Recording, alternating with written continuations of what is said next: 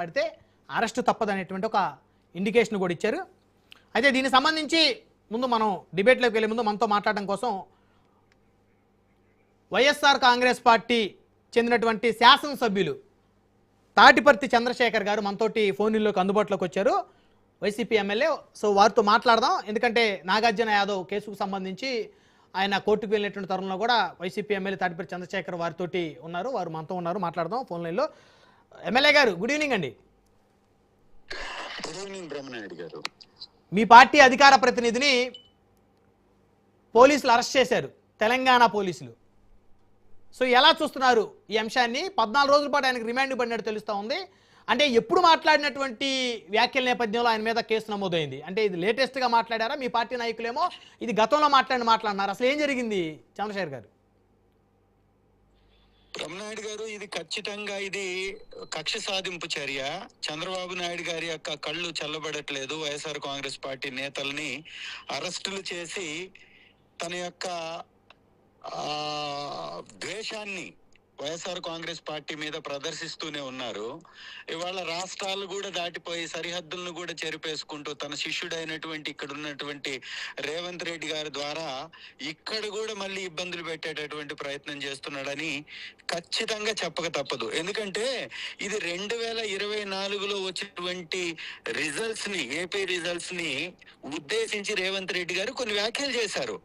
2024లో వ్యాఖ్యలు చేసినప్పుడు వైఎస్ఆర్ కాంగ్రెస్ పార్టీ ప్రతినిధిగా నాగార్జున గారు మాట్లాడినటువంటి కొన్ని మాటలను, అది కూడా గతంలో చంద్రబాబు నాయుడు గారు చెబితే ఏవో కొన్ని డెలివరీ తీసుకెళ్లి ఇచ్చాడు రేవంత్ రెడ్డి గారు అనేటటువంటి విషయంలో చంద్రబాబు నాయుడు గారి వ్యవహారం ఓటుకు నోటు కేసులో ప్రపంచం అంతా చూసింది. ఆ విషయాన్ని ఉద్దేశించి వారు నాగార్జున గారు కొన్ని వ్యాఖ్యలు చేశారు. దానికి ఐటీడీపీ అనేటటువంటి ఒక చెత్త వ్యవస్థ. లేదు చంద్రశేఖర్ గారు, ఎమ్మెల్యే గారు, ఐటీడీపీ అంటే ఒకే వారి యొక్క విధానాల వరకు ఉండొచ్చు, కానీ వ్యవస్థల గురించి మళ్ళీ మాట్లాడితే మీరు కూడా ఇబ్బందికర పరిస్థితులు ఎదుర్కొంటారేమో, చూసుకోవాలి. అంటే మా మీద ఫేక్ కేసులు పెట్టినటువంటి వ్యవస్థల గురించి మాట్లాడితే కూడా కేసులు పెడతారంటే పెట్టుకుంటారండి. ఎవడు భయపడతాడు వాటన్నిటికీ?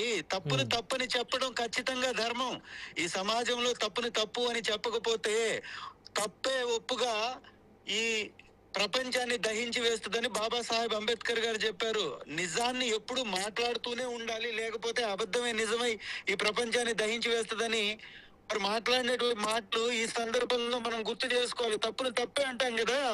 ఒక ఫేక్ కేసుని, ఒక అబద్ధపు కేసుని, ఒక అసత్యపు కేసుని ఎప్పుడో 2024లో మాట్లాడినటువంటి మాటల్ని మళ్ళీ తిరిగి వాళ్లే పోస్ట్ చేసి, వాళ్లే ఫేస్బుక్ లో పెట్టుకొని, వాళ్ళ ద్వారా జరిగేటటువంటి ఈ యొక్క కార్యక్రమాన్ని వాళ్ళు చేయిస్తున్నది నిజం కదా.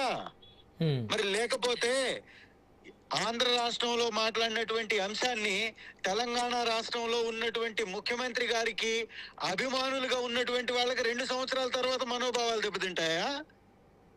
ఉంటుందా అలాగా? ఇవాళ రేవంత్ రెడ్డి గారు కేసీఆర్ గారిని, కేటీఆర్ గారిని ఉద్దేశించి వారు ఇక్కడ మాట్లాడినటువంటి మాటలు నేను రీసెంట్ గా విన్నాను. అంటే కేసీఆర్ గారి, కేటీఆర్ గారి యొక్క కుటుంబాన్ని ఉద్దేశించి రేవంత్ రెడ్డి గారు మాట్లాడినటువంటి మాటలేంటి? ఏం మాట్లాడుతున్నారు వారు?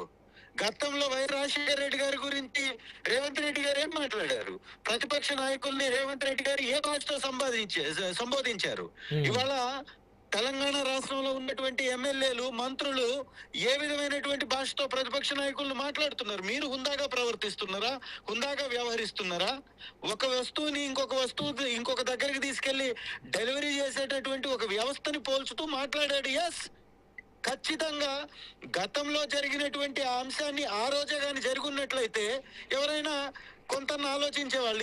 ఇవాళ 2 సంవత్సరాల తర్వాత ఆ కేసును తీసుకొచ్చి ఒక బీసీ నాయకుడిని, ఒక చైర్మన్ గా చేసినటువంటి వ్యక్తిని నేను ముందే చెప్పినట్టుగా ఇవాళ ఈ విధంగా అరెస్ట్ చేసి జైల్లో పెడితే ఏం మెసేజ్ ఇస్తున్నట్టు? మీరు కాదు, ఇప్పుడు మీరు కూడా ఉన్నారు కదా ఆయనతో పాటు. ఒక రాజ్యాంగం ఉంటుందా? కాదు ఎమ్మెల్యే గారు, ఇప్పుడు ఆయన ఏ తప్పు మాట్లాడలేదు అనేది మీ అభిప్రాయమా? లేకపోతే కోర్టు ఎందుకు ఆయనకి 14 రోజులు రిమాండ్ విధిస్తుంది ఆయనకి?